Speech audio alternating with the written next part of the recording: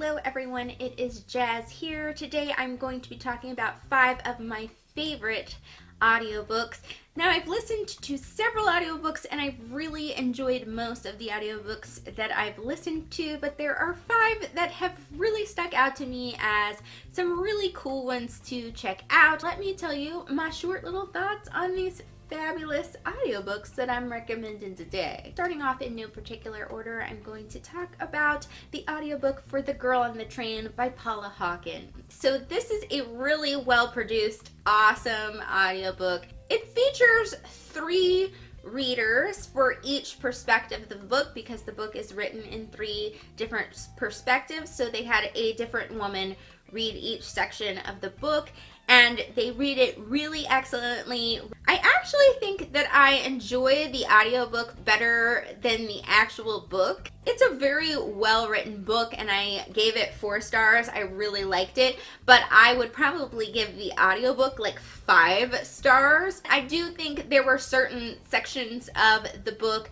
that I probably would have gotten a little bored reading if I was reading the book, but the actresses that read all the perspectives made those sections really interesting and exciting. So I would highly recommend this audiobook if you're looking for a mystery thriller audiobook. Another really cool audiobook that is an audiobook of a novel that is written in multiple perspectives is A Long Way Down by Nick Hornby. Now I always talk about this book because I read it last year and really enjoyed it, and I definitely think it would be awesome just to read, but I chose to listen to it in audiobook, and the audiobook is amazeballs. So it's kind of the same idea that they did on The Girl on the Train. They do have different readers for the perspectives. All of these actors or readers do a really good job of putting across the underlying humor in this crazy little quirky story, and I thought it was so fun to listen to. So if you're looking for an audiobook that's a really good comedic book,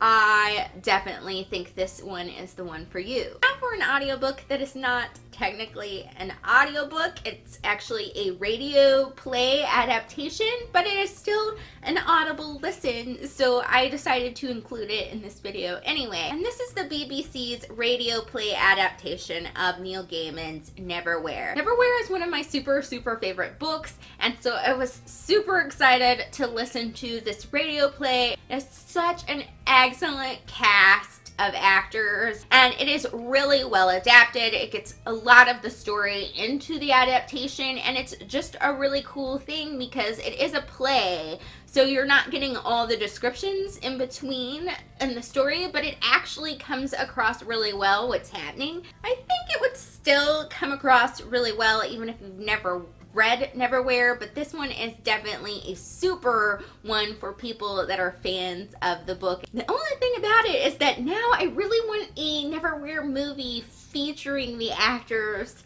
that are in this radio play. That would just like make my Neverwhere fanship life. Debated with myself about including this next one because it is a series rather than a singular book, and also I only listened to the last 2 books in audiobook, but I decided why not and throw it in there because if it's good, it's good. So the book series I'm talking about is the Parasol Protectorate series by Gail Carriger. Like I said, I only listened to the last 2 books in audiobook, but all the audiobooks I believe are read by the same person, Emily Gray, and she is such an excellent reader in those that I thought she probably does an excellent job in the other ones. What I really enjoyed about listening to this in audiobook is that this is a book series that does require that the reader have a lot of skills, not only in differentiating the voices of the characters, but also she did need to be able to do a certain amount of accents. And I feel like she handles that really well as differentiating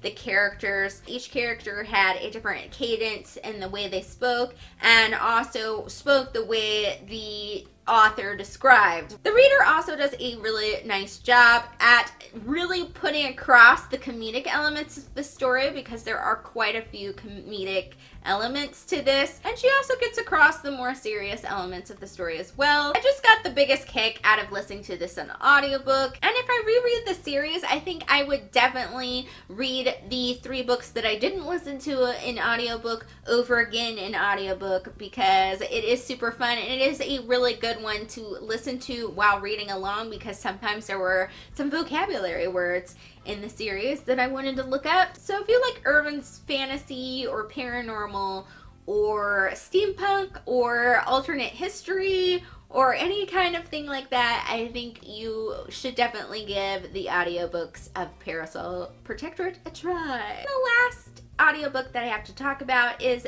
the audiobook of Breakfast at Tiffanys by Truman Capote. And the version I listened to and really loved was a version read by the actor Michael C. Hall. This is a novella that I've reread many times. I really enjoy this book immensely, even though it's very different from the film. The last time I reread this book, I did listen to this fabulous version of the audiobook, and I was like, it was amazing. The key awesomeness about this audiobook is how Michael C. Hall reads the book. He does such an excellent job of differentiating the characters from the nameless narrator of the book, who we only really know in the novel as Fred, because that's what Holly calls him, even though that's not really his name, or to the female characters. And that is one really cool quality. If you can get a male reader of a book to read female characters well, that is just my awesomeness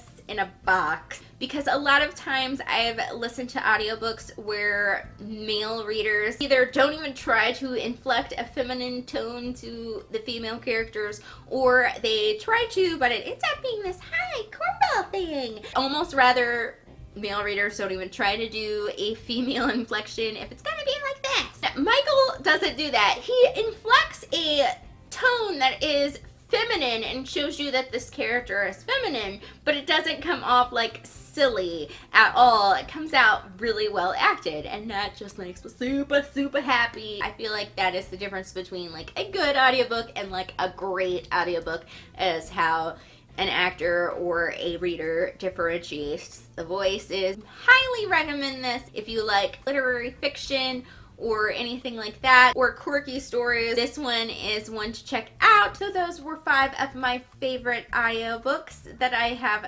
highly enjoyed, and if you check them out, I hope you guys will highly enjoy them as well. That is it for today, and I will see you all on Sunday with a new video. Thank you for watching. Bye!